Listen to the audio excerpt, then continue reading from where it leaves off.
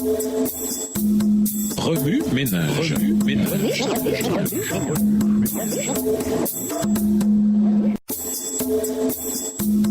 Remue ménage.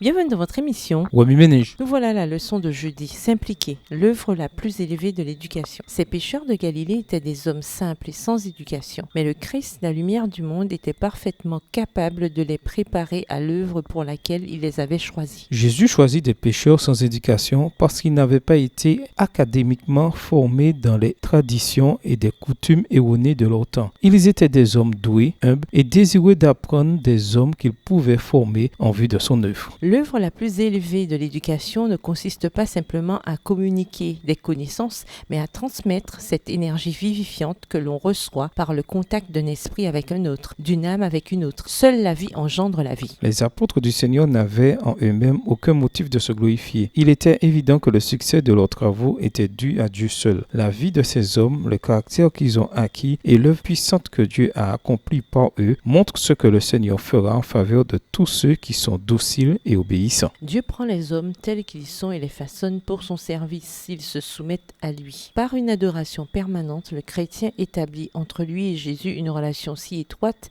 qu'il lui devient peu à peu semblable par l'esprit et le caractère. Ses rapports avec le Christ lui donneront des vues toujours plus claires et plus larges. Il acquérera un discernement plus pénétrant, un jugement mieux équilibré. Celui qui désire se mettre au service du Christ est tellement vivifié par la puissance du soleil de justice qu'il est capable de porter des fruits abondants à la gloire de Dieu. Des hommes versés dans les arts et les sciences ont appris de précieuses leçons de la part d'humbles chrétiens considérés comme ignorants. C'est que ces obscurs disciples tenaient leurs instructions de la meilleure des écoles. Ils s'étaient assis au pied de celui qui parle comme personne n'a jamais parlé avant lui. Extrait du livre Jésus-Christ, chapitre 25, les pages 208 à 210. Remue ménage. Suite à l'étude d'Apocalypse 14, des versets 6 à 14, en quoi ce passage s'applique-t-il dans votre vie en matière d'éducation? Comment la philosophie adventiste de l'éducation change-t-elle votre perspective de l'Église, de l'école et du travail? Révisez le verset à mémoriser. En quoi s'applique-t-il à votre vie cette semaine? Au revoir. Et à demain si Dieu veut.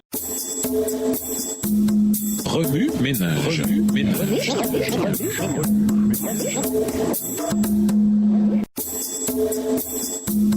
Remue ménage.